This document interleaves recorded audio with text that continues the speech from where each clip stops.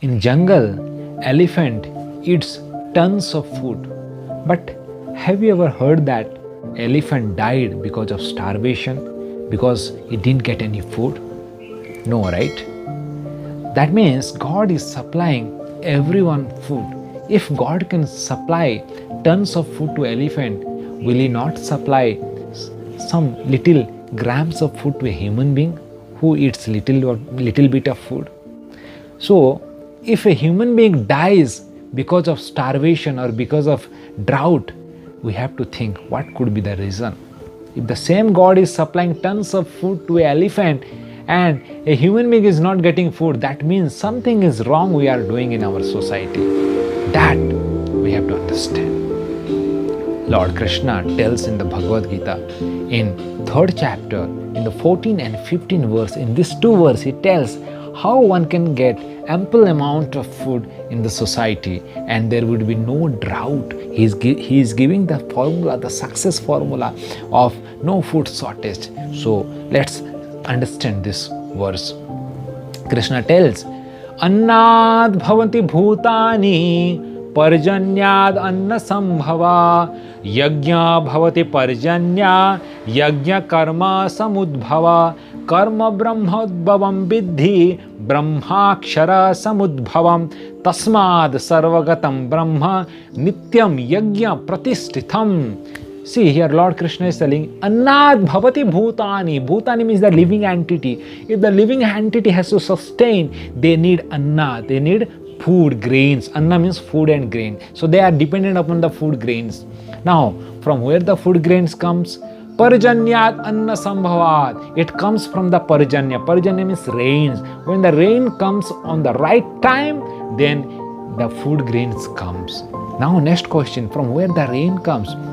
Yajna bhavati parjanya. When you do yajna, when you do sacrifice to Lord, that leads to the rain.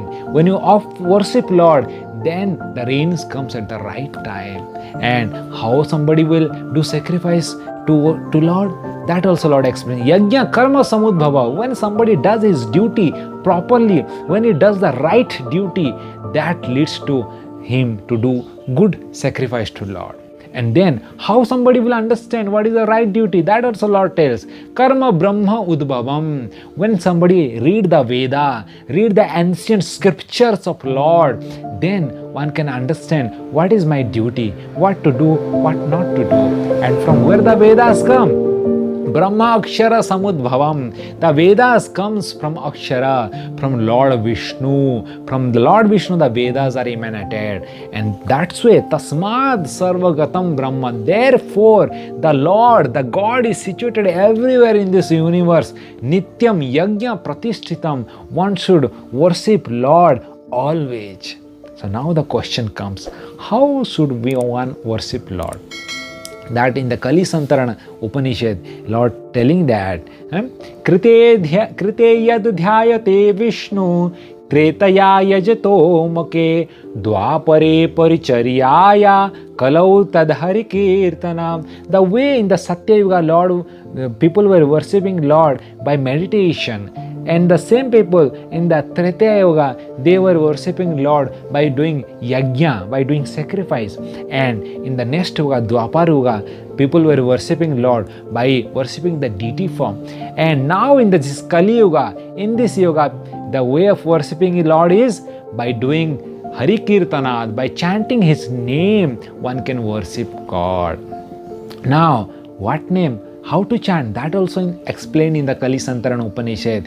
Iti sodasakam namna Kali kalmasanasanam natah paratara upaya sarva vedesu drishyate. Iti sodasakam. These 16 words one should chant. And by chanting these 16 words, all the reaction of this Kali Yuga, you can get free from those reaction. And Nataparatara Upaya, there is no other way than chanting this 16 word. That is mentioned in all the Vedas. So we have to chant this 16 word. What is this 16 word? That is also explained in the Kali Santarana Upanishad.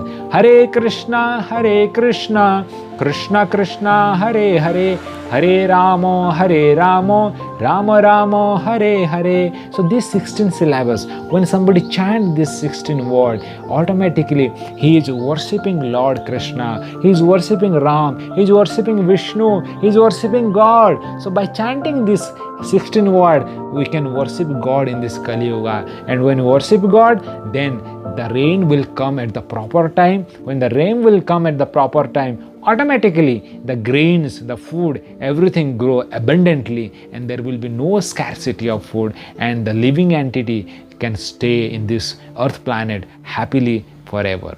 Hare Krishna.